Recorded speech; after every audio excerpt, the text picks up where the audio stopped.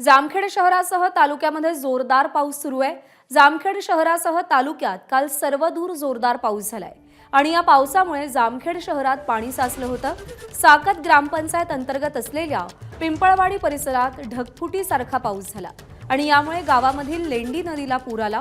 नदीवरील पूल पाण्याखाली गेला, तसंच पूल खचला असून या मार्गावरून जाणारी वाहतूक ठप्प झाली आहे। लेंडी नदीवरील पुलाला आधीच तडे गेले होते आणि त्यामध्ये कालच्या पावसामुळे पूल खचल्यानं हा पूल आता जास्त धोकादायक बनलाय।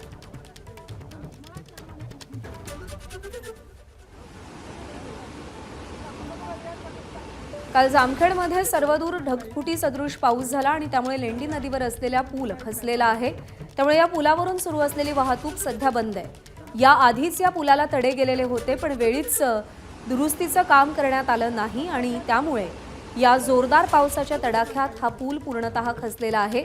या पुलावरची वाहतूक सध्या बंद आहे, पण यानंतर सुद्धा या पुलावरून वाहतूक करणं हे अतिशय धोकादायक आहे।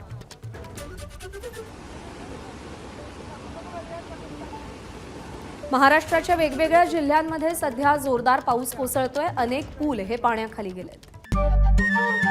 नमस्कार। मन सुद्धा तुझं ही एबीपी माझावरची वेगळीच मालिका खूप गाजली। हिचा दुसरा सीझन केव्हा येणार अशी अनेकदा विचारणाही झाली, पण आता प्रतीक्षा संपली। लवकरच येतोय सीझन 2। मन शुद्ध तुझं होई मन शुद्ध तुझं।